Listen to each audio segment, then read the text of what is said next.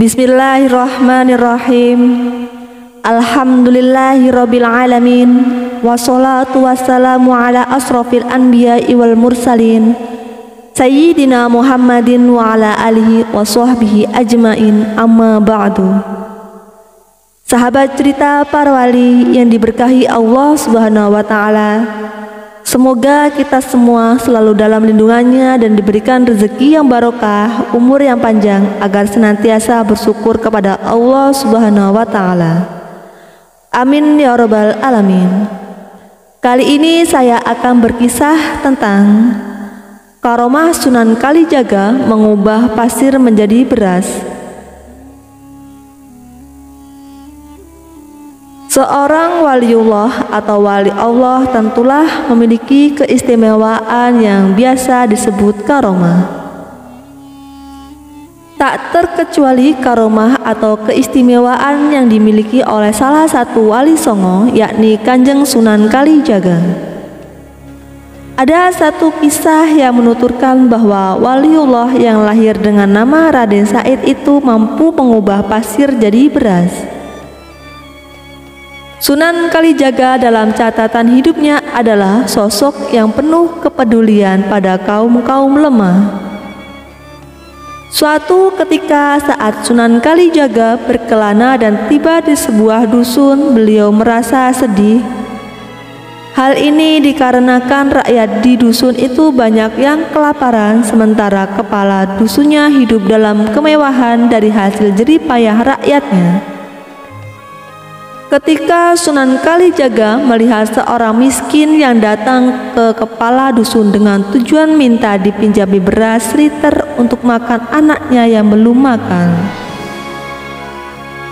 Namun semua permintaan si miskin tidak didengar oleh kepala dusun, malahan dia berkata, tak memiliki beras. Kepala dusun berkata bahwa semua karung-karung di rumahnya bukanlah beras, melainkan berisi pasir. Mendengar kebohongan itu, Sunan Kalijaga lalu berdoa kepada Allah Subhanahu wa ta'ala agar mengubah semua beras dalam karung itu menjadi pasir. Seketika itu juga doa Sunan Kalijaga dikabulkan oleh Allah Subhanahu wa ta'ala. Mengetahui hal tersebut, tentu saja kepala dusun itu terperanjat kaget.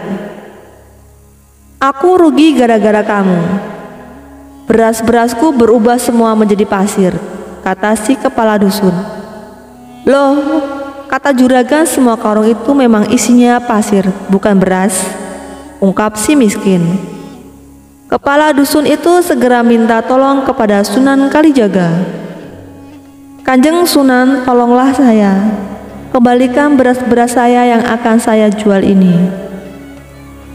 Bukannya engkau tadi mengatakan isi karung ini memang pasir, ujar Sunan Kalijaga, menyindir kepala dusun yang kikir tersebut.